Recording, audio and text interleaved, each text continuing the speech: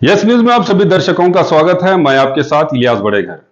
आइए देखते हैं आज की खबर क्या कहती है। ಗೌರವಾನ್ವಿತ ಮಾಧ್ಯಮ ಮಿತ್ರರನ್ನು ಇಂದಿನ ಮಾಧ್ಯಮಗೋಷ್ಠಿಗೆ ಆಹ್ವಾನಿಸುತ್ತಾ ಇಂದಿನ ಮಾಧ್ಯಮಗೋಷ್ಠಿಯನ್ನು ಪ್ರಾರಂಭಿಸುತ್ತೇವೆ.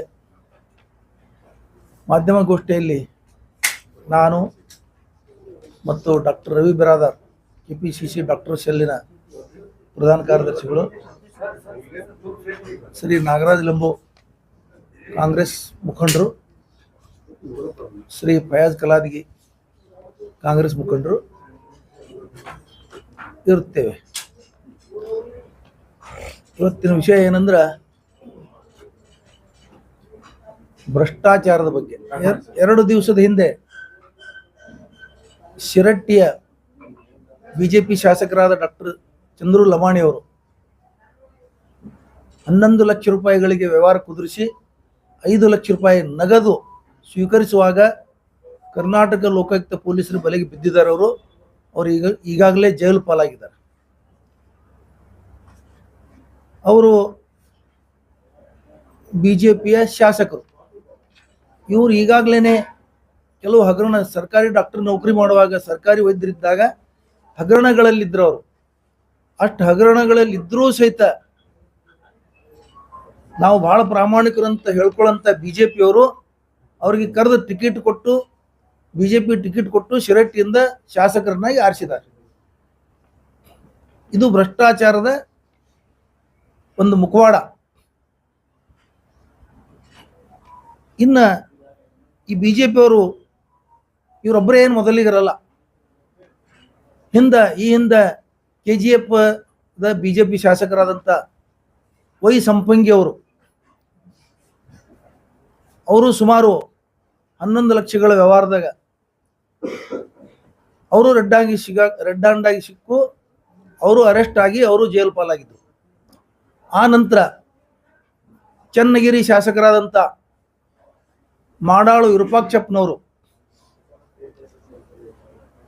ಕರ್ನಾಟಕ ರಾಜ್ಯ ಸಾಬೂನು ಮತ್ತು ಮಾರ್ಜಕ ಕಾರ್ಖಾನೆ ಅಧ್ಯಕ್ಷರಾಗಿದ್ದ ಅವಧಿಯಲ್ಲಿ ಕಚೇರಿಯಲ್ಲಿನೇ 40 ಲಕ್ಷ ರೂಪಾಯಿಗಳು ಲಂಚ ಸ್ವೀಕಾರ ಮಾಡುವಾಗ ರೆಡ್ ಹ್ಯಾಂಡ್ ಆಗಿ ಪೊಲೀಸರ ಕೈ ಸಿಗಾಕೊಂಡ್ರು. ಕಚೇರಿಯಲ್ಲಿ 1,60,00,000 ರೂಪಾಯಿ ನಗದು ಸಿಕ್ಕು. ಅವ್ರ ಮನೆಯಲ್ಲಿ 6 ಕೋಟಿ ರೂಪಾಯಿ ನಗದು ಹಣ ಸಿಕ್ತು. ಅವರು ಜೈಲು ಪಾಲಾದರು. ಆದರೂ ಸಹಿತ ಬಿಜೆಪಿಯವರು ನಾವು ಪ್ರಾಮಾಣಿಕರು, ಸತ್ಯ ಹರಿಶ್ಚಂದ್ರನ ಉದರದಿಂದ ಉದುರದವರು ಅಂತ ಹೇಳ್ಕೊಳ್ತಾ ತಿರುಗಾಡ್ತಾರೆ. ಯಾರ್ಯಾರು ಈ ದೇಶದಲ್ಲಿ ಕಡು ಭ್ರಷ್ಟರು, ಅತ್ಯಂತ ಭ್ರಷ್ಟದಾರ, ಅವರೆಲ್ಲರನ್ನ ಬಿಜೆಪಿ ತನ್ನ ತೆಕ್ಕೆಗೆ ತಗೊಂಡು ಅವರನ್ನು ವಾಷಿಂಗ್ ಮಷಿನ್ನಲ್ಲಿ ಹಾಕಿ ತೊಳೆದಿದ್ದಾರೆ. ಇತ್ತೀಚೆಗೆ ನಿಧನರಾದಂಥ ದಿವಂಗತ ಅಜಿತ್ ಪವಾರ್ ಅವರು 70,000 ಕೋಟಿ ಹಗರಣದಾಗ ಸಿಗಾಕೊಂಡಿದ್ರು. ಅಂಥವ್ರಿಗೆ ತಗೊಂಡು ಇವರು ಉಪಮುಖ್ಯಮಂತ್ರಿ ಮಾಡಿದ್ರು. ಪಶ್ಚಿಮ ಬಂಗಾಳದಲ್ಲಿ ಸರ್ಕಾರನಂತ ಒಬ್ಬ ವ್ಯಕ್ತಿ ಕೋಟಿ ರೂಪಾಯಿಗಳನ್ನ ಭ್ರಷ್ಟಾಚಾರ ಸಿಗಾಕೊಂಡಾಗ ಅವರಿಗೂ ತಗೊಂಡ್ರು. ಇಂಥವು ಸಾವಿರಾರು ಉದಾಹರಣೆಗಳಿದಾವೆ. ಹಿಂದೆ ಬಿಜೆಪಿ ಅಧ್ಯಕ್ಷ ಆಗಿದ್ದರೊಬ್ರು ಬಂಗಾರು ಲಕ್ಷ್ಮಣ್ ಅಂತ, ಅವರು ಲಂಚದ ವಿಷಯದಲ್ಲಿ ದಿಲ್ಲಿಯಲ್ಲಿ ಅರೆಸ್ಟ್ ಆಗಿದ್ರು. ಅವರು ರೆಡ್ ಹ್ಯಾಂಡ್ ಆಗಿ ಸಿಕ್ಕಿದ್ರು.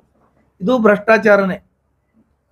ಆಮೇಲೆ ಯಡಿಯೂರಪ್ಪನವರು ಮುಖ್ಯಮಂತ್ರಿ ಇದ್ದಾಗನೇ 20 ಲಕ್ಷ ರೂಪಾಯಿ DD ರೂಪದಲ್ಲಿ ಲಂಚ ಪಡೆದು ಜೈಲು ಪಾಲಾದರು. ಮುಖ್ಯಮಂತ್ರಿ ಇದ್ದಾಗ ಈ ಜಗತ್ತಿನ ಇತಿಹಾಸದಲ್ಲಿ ಒಬ್ಬ ಪ್ರೆಸೆಂಟ್ ಮುಖ್ಯಮಂತ್ರಿ ಜೈಲು ಪಾಲಾಗಿದ್ದು ಮೊದಲನೇದವರು ಯಡಿಯೂರಪ್ಪನವರು.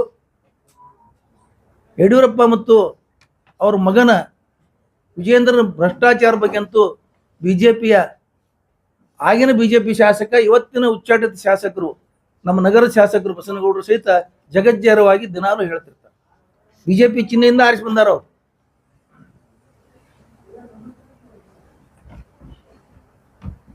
ಬಿಜೆಪಿಯವರು ಬಹಳ ಪ್ರಾಮಾಣಿಕರಿದ್ದೀವಿ ಅಂತ ಹೇಳ್ತಾ ಇದ್ದಾರೆ. ಇಡೀ ರಾಷ್ಟ್ರದ ಪ್ರತಿಯೊಂದು ಜಿಲ್ಲೆಯಲ್ಲಿ ಇವತ್ತು ಬಿಜೆಪಿಯ ಕೋಟಿ ಹಣ ಖರ್ಚು ಮಾಡಿ ಸ್ವಂತ ಆಫೀಸುಗಳನ್ನು ಕಟ್ಟಿದ್ದಾರೆ. ಇದೆಲ್ಲಿ ಹಣ? ಪವಿತ್ರ ಹಣನಾ? ಇದು ಭ್ರಷ್ಟಾಚಾರದ ಹಣನೇ. ಭ್ರಷ್ಟಾಚಾರವನ್ನು ಮುಚ್ಚಾಕ್ಲಿಕ್ಕೆ ಕಾಂಗ್ರೆಸ್ ಸರ್ಕಾರ ತಂದಂತ, ಹಿಂದಿನ UPA ಸರ್ಕಾರ ತಂದಂತ ಮಾಹಿತಿ ಹಕ್ಕು ಕಾಯ್ದೆ ದುರ್ಬಲಗೊಳಿಸ್ತಾ ಇದ್ದಾರೆ ದಿನನಿತ್ಯ. ಅದಕ್ಕೆ ಇಡೀ ಭಾರತ ಸರ್ಕಾರದ ಯಾರು ಮಾತಾಡಬೇಡ್ರಿ, ಇಡೀ ಭಾರತ ಸರ್ಕಾರದ ಎಲೆಕ್ಟ್ರೋಲ್ ಬಾಂಡ್ ಕಾಯ್ದೆ ಮಾಡಿದವರು ಇವರು, ಆ ಬಾಂಡ್ಗಳ ಬಿಡುಗಡೆ ಮಾಡಿದವರು ಇವರು, ಆ ಬಾಂಡ್ಗಳ ಮುಖಾಂತರ ಕೋಟಿ ಕೋಟಿ ಲಕ್ಷಗಟ್ಟಲೆ ಕೋಟಿ ರೂಪಾಯಿ ಭ್ರಷ್ಟಾಚಾರದ ಹಣ ಸಂಗ್ರಹಿಸಿದವರು ಇವರು, ಉದ್ಯಮಿಗಳನ್ನು ಹೆದರಿಸಿ, ಕಾಂಟ್ರಾಕ್ಟ್ಗಳನ್ನು ಹೆದರಿಸಿ ಅಲ್ಲಿ ಫಂಡ್ ತಗೊಂಡವ್ರು ಇವರು. ಇದೆಲ್ಲ ಸುಪ್ರೀಂ ಕೋರ್ಟ್ದ ಆದೇಶ ಪ್ರಕಾರ ಇಡೀ ದೇಶದ ಜಗಜ್ಜಾರಾಗಿದೆ. ಇವರು ಭ್ರಷ್ಟಾಚಾರದ ಮುಖವಾಡ ಬಯಲಾಗಿದೆ. ಎಲ್ಲಿಂದ ಬರ್ತಿದೆಲ್ಲ?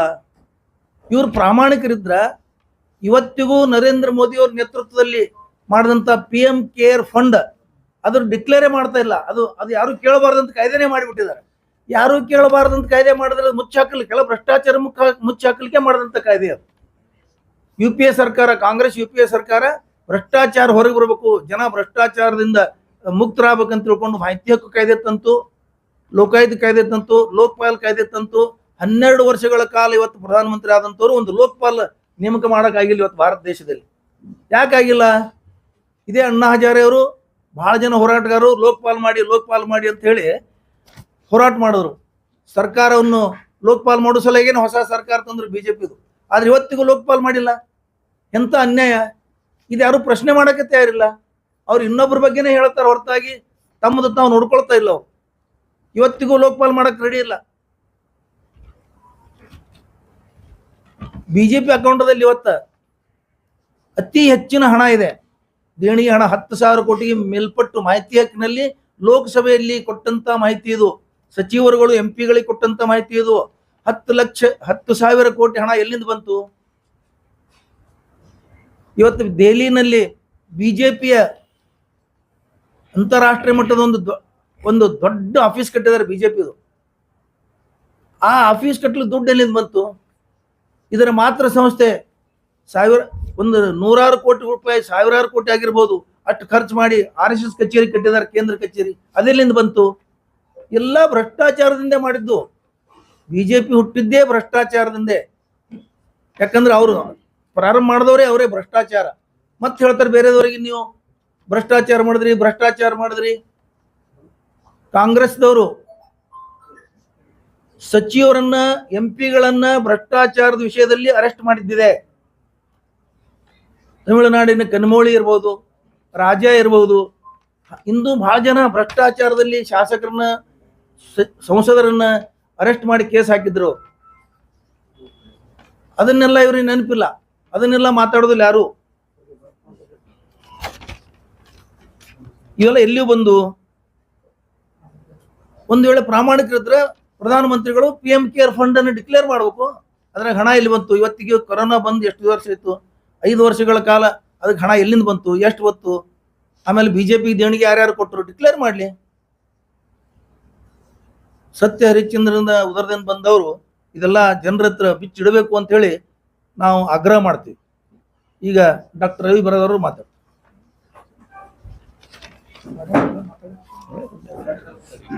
ಸ್ವಾಗತ ಕೋರಿ. ನಿನ್ನಿನ ದಿನ ಏನು BJP ಶಿರಹಟ್ಟಿ ಶಾಸಕರನ್ನ ಲಂಚ ಪಡಿತಕ್ಕಂಥ ಒಂದು ಸಂದರ್ಭದಲ್ಲಿ ಅರೆಸ್ಟ್ ಮಾಡಿರ್ತಕ್ಕಂಥದ್ದು.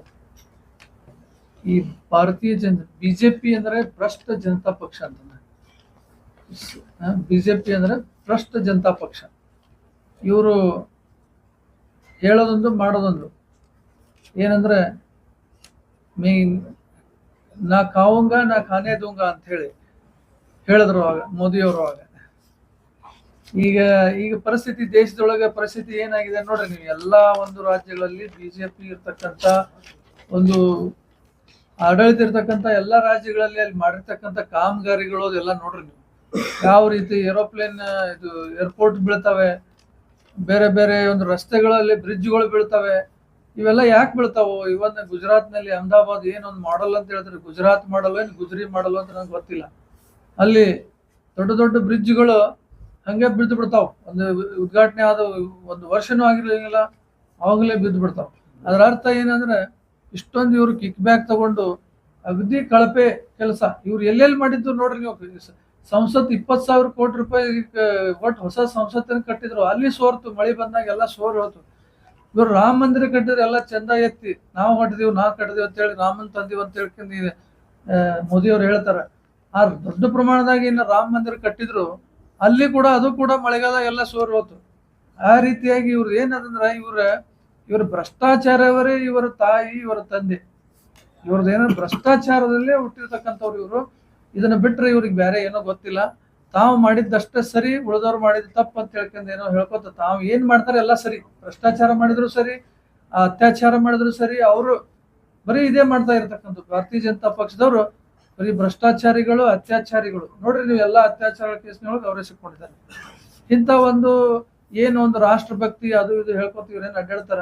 ಯಾವುದು ಏನು ರಾಷ್ಟ್ರಭಕ್ತಿ ಇಲ್ಲ, ಏನೂ ಇಲ್ಲ. ತಮ್ಗೆ ಏನ್ ತಿಳಿತದೆ, ತಮ್ಗೆ ಏನ್ ಬೇಕು ಅದನ್ನ ಮಾಡ್ತಕ್ಕಂಥ ಒಂದು ಕೆಟ್ಟವಾಗಿರ್ತಕ್ಕಂಥ ಒಂದು ಪಕ್ಷ ಸರ್ಕಾರ ಇವತ್ತು ಭಾರತೀಯ ಜನತಾ ಪಕ್ಷದವ್ರು ಇದ್ದಾರೆ ಅಂತಕ್ಕಂಥ ಮಾತನ್ನ ಸಂದರ್ಭದಲ್ಲಿ ಹೇಳಿಕೆ ಬಯಸ್ತೇನೆ. ಯಾರೇನ್ ಕೇಳ್ತಾರೆ ಕೇಳ್ರಿ. ಹೇಳ್ರಿ ಹೇಳ್ರಿ. ಅತ್ಯಾಚಾರಿಗಳು ಎಷ್ಟು ಮಂದಿ ಅದಾರಲ್ರಿ ಗುರುಗಳೇ, ಪಕ್ಷದಾಗ ಯಡಿಯೂರಪ್ಪನವರು ಇದ್ದಾರೆ, ಮತ್ತೆ ಎಲ್ಲಾ ಇಡೀ ಆಲ್ ಓವರ್ ಇಂಡಿಯಾ ಹೋಗ್ರಿ ನೀವು ಎಲ್ಲರೂ ಇದ್ದಾರೆ. ಎಫ್ಸ್ಟೀನ್ ಫೈಲ್ಸ್ ಇದ್ದಾರೆ. ಎಫ್ಸ್ಟೀನ್ ಫೈಲ್ಸ್ ಏನ್ರಿ ಗುರುಗಳೇ? ಎಫ್ಸ್ಟೀನ್ ಫೈಲ್ಸ್ ಅಲ್ಲಿ ಯಾಕೆ ಸಡನ್ ಆಗಿ ಏನು ಟ್ರಂಪ್ ಅವ್ರು ಹೆಂಗ್ ಹೇಳ್ತಾರ ಹಂಗೆ ಕೇಳಕತ್ತಾರಲ್ಲ ಮೋದಿಜಿ ಅವರು.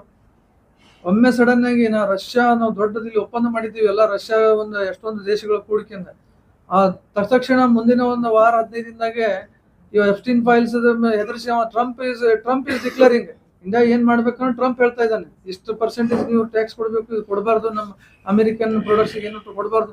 ಅವ್ರು ಹೆಂಗ್ ಹೇಳ್ತಾರೆ ಹಂಗ್ ಮಾಡ್ತಾ ಇದ್ದಾರೆ. ನೇವ್ರವ್ರು ಏನೋ ಕೇಳ್ತಾ ಇದ್ರು. ಮತ್ತೆ ರಮೇಶ್ ಜಾರಕಿಹೊಳಿ ಅವರು ಎಲ್ಲಿ ಎದ್ರಾಗ ಯಾವ ಕೇಸ್ನ ಸಿಕ್ಕೊಳ್ತೀರಿ ಗುರುಗಳೇ? ಜಾರಕಿಹೊಳಿ ಅವರು ಲಾಸ್ಟ್ ನೋಡಿರಲ್ಲ, ಮತ್ತೆ ಎಷ್ಟು ಬೇಕ್ರಿ ಉದಾಹರಣೆ. ಹರ್ತಾಳ್ ಹಾಲಪ್ಪನವರು, ಜಾರಕಿಹೊಳಿ ಅವರು, ಯಡಿಯೂರಪ್ಪನವರು,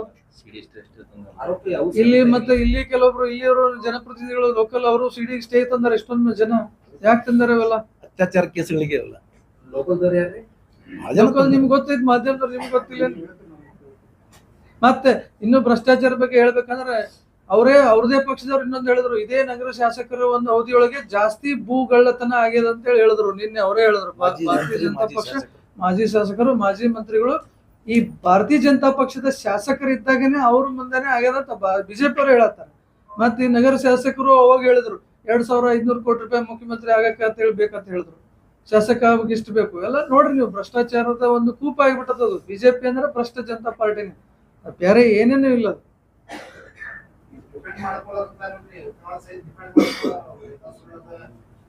ಅದೇ ಅದ್ ಏನ್ ಹೇಳ್ಯಾರ 2-3 ಲಕ್ಷ ಹಿಡಿಯಂಗಿಲ್ಲ ಅಂತಾರ. ಅದ್ರ ಅರ್ಥ ನಾವು 20-30 ಲಕ್ಷ ತಗೋತಾರ. ಏನು ಮೀನಿಂಗ್ ಅದ್ರದ್ದು? 2-3 ಲಕ್ಷ ತಗೊಳವಲ್ಲವ ಅಂತ ನಾನು ನೋಡ್ದಂಗ ಆಯ್ತು. 2-3 ಲಕ್ಷ ಅವ್ರದ್ದು ಕೆಪಾಸಿಟಿ ಅಲ್ಲ, ಇನ್ನ ಹೆಚ್ಚೈತಿ ಅಂದ್ರೆ 10 ಟೈಮ್ಸ್ ಇದೆಯಾ?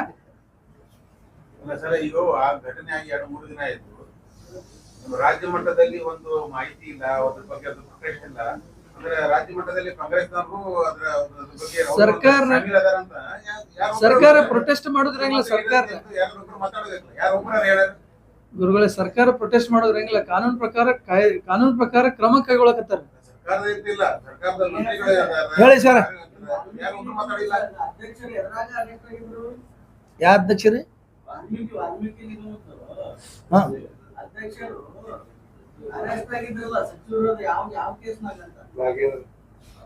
ಅವ್ರ ಅಧ್ಯಕ್ಷರಲ್ಲ, ನಾಗೇಂದ್ರ ಅವರು MLA. ಅರೆಸ್ಟ್ ಆಗಿಲ್ಲ ಅವರು. ಲೋಕಾಯುಕ್ತ ಅರೆಸ್ಟ್ ಮಾಡಿಲ್ಲ ಅವ್ರಿಗೆ. ನಾವ್ ಹೇಳಿದ್ದು ಲೋಕಾಯುಕ್ತ ಅರೆಸ್ಟ್ ಬಗ್ಗೆ ಹೇಳಿವ ಅಷ್ಟೇ. ಅದೇ ಬಿಜೆಪಿ ಆರೋಪ ಮಾಡಿದ್ದಕ್ಕ ಇಲ್ಲ, ಇದು ರೆಡ್ ಹ್ಯಾಂಡ್ ಶಿಕ್ಕಾರ. ಅದು ಬರೀ ಆರೋಪ, ಸುಳ್ಳು ಆರೋಪ. ಇದು ರೆಡ್ ಹ್ಯಾಂಡ್ ಶಿಕ್ಕಾರ ಇಲ್ಲ ರೀ, ಇದು ರೆಡ್ ಹ್ಯಾಂಡ್ ಶಿಕ್ಕಾರ. ಹಣ ಡ್ರಾ ಮಾಡಿರೋ ಅಧಿಕಾರಿಗಳು ಮಾಡ್ಯಾರ ಹಣ ಡ್ರಾ. ಇವರು ನಾಗೇಂದ್ರ ಅವರು ಸ್ವತಃ ಯಾವುದೇ ಇದ್ರೊಳಗೆ ಭಾಗಿ ಇಲ್ಲ. ನಾಗೇಂದ್ರ ಅವರು ಮಂತ್ರಿ ಇದ್ರ ಇಲಾಖೆದ ಅಷ್ಟೇ ಅಧಿಕಾರ. ಬ್ಯಾಂಕ್ ಮ್ಯಾನೇಜರ್ ಟ್ರಾನ್ಸ್ಫರ್ ಮಾಡ್ತಾನ್ರಿ, ಮಂತ್ರಿ ಮಾಡ್ತಾನೆ ಟ್ರಾನ್ಸ್ಫರ್ ಅಕೌಂಟ್ದಿಂದ. ಬ್ಯಾಂಕ್ ಮ್ಯಾನೇಜರ್ಗಳು ಮಾಡಿದ್ದ ಹಗರಣವಲ್ಲ. ಹೌದು, ಮಂತ್ರಿ ಜವಾಬ್ದಾರಿ ಹೊತ್ತು, ಆ ಇಲಾಖೆ ಜವಾಬ್ದಾರಿ ಹೊತ್ತು ಮಂತ್ರಿ ರಾಜೀನಾಮೆ ಕೊಡಿಸಿದ್ರು. ಮುಖ್ಯಮಂತ್ರಿ ಕರ್ತವ್ಯ ಅದು. ತನಿಖೆ ನಡೀತಾ ಇದೆ ಅದು. ಮತ್ತೇನ್ ಕೇಳೋದು ಕೇಳಿ. ರಾಹುಲ್ ಗಾಂಧಿ ಅವ್ರನ್ನ ಗುಂಡಿಕ್ಕಿ ಕೊಡ್ತೀನಿ ಅಂತಕ್ಕಂಥ ವಿಚಾರವನ್ನ ಓಂ ಬಿರ್ಲಾ ಸ್ಪೀಕರ್ ಅವರ ಬಲಗೈ ಪಟ್ಟು ಹೇಳಿದ್ದಾರೆ. ಆ ನಿಟ್ಟಿನಲ್ಲಿ ಎಲ್ಲೂ ಕೂಡ ರಾಹುಲ್ ಗಾಂಧಿ ಅವರಿಗೆ ಪ್ರಾಣ ಸಂಕಟ ಇದೆ, ಅವ್ರ ಮೇಲೆ ಹಿಂಗ್ ಮಾಡಿದಾರೆ ಅಂತ ಕಾಂಗ್ರೆಸ್ನವರು ಸುಮ್ಮನೆ ಯಾಕೆ ಕೂತಿದ್ದಾರೆ ಅನ್ನೋದು ಅರ್ಥ ಆಗ್ತಾ ಇದೆ. ನೋಡ್ರಿ, ರಾಹುಲ್ ಗಾಂಧಿ ಅವರಿಗೆ ನರೇಂದ್ರ ಮೋದಿ ಅವರಿಗೆ ಬಹಳ ಅಂತರ ಇದೆ. ಮಹಿಳಾ ಸಂಸದರು ನರೇಂದ್ರ ಮೋದಿ ಅವರು ಕುರ್ಚಿ ಕಡೆ ಹೋದ್ರು ಅಂತ ತಿಳ್ಕೊಂಡು ಅವ್ರು ಸಂಸದಕ್ಕೆ ಬರ್ಲಿಲ್ಲ, ಉತ್ತರ ಕೊಡ್ಲಿಲ್ಲ, ಹೆದರಿ. ರಾಹುಲ್ ಗಾಂಧಿ ಅವ್ರಿಗೆ ಹೆದರಿಕಿಲ್ಲ, ಯಾರು ಗುಂಡು ಇಡ್ತೀವಿ ಅಂದ್ರೆ ಹೆದರಿಕಿಲ್ಲ, ಏನಿದ್ದು ಹೆದರಿಕಿಲ್ಲ. ಅದ್ರ ಬಗ್ಗೆ ನಾವೇನು ಮಾತಾಡೋ ಅವಶ್ಯಕತೆ ಇಲ್ಲ. ಅವ್ರ ಸ್ವಂತಕ್ಕೆ ಧೈರ್ಯವಂತರದಾರ. ಇಲ್ಲ, ಯಾರೊಬ್ರು ಹೇಳ್ತಾರೆ ಅಂತ ತಿಳ್ಕೊಂಡು ಅದನ್ನು ಬಹಳ ಸೀರಿಯಸ್ ತಗೊಳ್ಳಲ್ಲ ಅವರು. ಇವ್ರೆಷ್ಟು ಬರೀ ಹೆಣ್ಮಕ್ಳ ಕಡೆ ಹೋದ್ರು ಸಂಸದರು ತಿಳ್ಕೊಂಡು ಬಿರ್ಲಾ ಹೇಳ್ತಾರೆ ಇವರಿಗೆ ಕೊಲೆ ಮಾಡಕ್ ಬಂದಿದ್ರು ಅಂತ ಹೇಳ್ತಾರೆ. ಎಂತೆಂತ ನಾಚಿಕೆಗೇಡಿನ ವಿಷಯಗಳು ಇವೆಲ್ಲ. ಈ ಚರ್ಚೆ ಮಾಡಕ್ಕೆ ಆಗಲ್ಲ ಸಾರ್ವಜನಿಕರು, ಅಂತ ಕೀಳು ಮಟ್ಟದ ಇವೆಲ್ಲ ವಿಷಯಗಳು. ದೇಶಕ್ಕಾಗಿ ಇಬ್ರು ಪ್ರಾಣ ಕೊಟ್ಟರವ್ರು, ಅವ್ರ ಹೆದರಿಕೆ ಅವ್ರ ಕುಟುಂಬನೇ ಪೂರಾ ದೇಶಕ್ಕಾಗಿ ಪ್ರಾಣ ತ್ಯಾಗ ಮಾಡಿದಾರೆ. ಅವ್ರು ಯಾರೋ ಒಬ್ರು ಬಿರ್ಲಾನ ಚೇಲ ಗುಂಡ್ ಹಾಕ್ತೀನಿ ಅಂದ್ಕೊಳ್ಳಿ ಹೆದರ್ತಾರ ಅವ್ರು ಹಿಡಿಯದಾರ. ಅವ್ರು ಎಲ್ಲದಕ್ಕೆ ಒಬ್ಬ PM ಸಂಸದೊಳಗೆ ಎದುರಿಸಲಿಕ್ಕೆ ಆಗ್ಲಾರ್ದೆ ಆ ಹೆಣ್ಮಕ್ಳ ಹೆಸರು ಹೇಳಿ ಓಂ ಬಿರ್ಲಾ ಆದೇಶ ಮಾಡ್ತಾರೆ, ಬರಬೇಡ ನಾನೇ ಹೇಳಿನಿ ಅಂತ ಹೇಳ್ತಾರೆ. ಎಂತ ಸರ್ಕಾರ ಇಟ್ಕೊಂಡು ಇಷ್ಟೆಲ್ಲ ಇಟ್ಕೊಂಡು ಒಬ್ಬ ಪ್ರಧಾನ ಮಂತ್ರಿ ರಾಜೀನಾಮೆ ಕೊಟ್ಟು ಹೋಗ್ಬೇಕಾಗಿತ್ತು ಇಷ್ಟೊತ್ತನೆ. ಮಾನ ಮರ್ಯಾದಿದ್ರ ಸಂಸದಕ್ಕೆ ಬರಕ್ಕಾಗಲ್ಲ ಅಂತ ಹೇಳಿ ಸಂರಕ್ಷಣೆ ಇಲ್ಲ ಪ್ರಧಾನ ಮಂತ್ರಿಗೆ ಸಂರಕ್ಷಣೆ ಇಲ್ಲ ಅಂದ್ರೆ ಈ ದೇಶದ ಜನತೆಗೆ ಹೆಂಗ್ ಸಂರಕ್ಷಣೆ ಇರ್ತದೆ ಹೇಳಿ.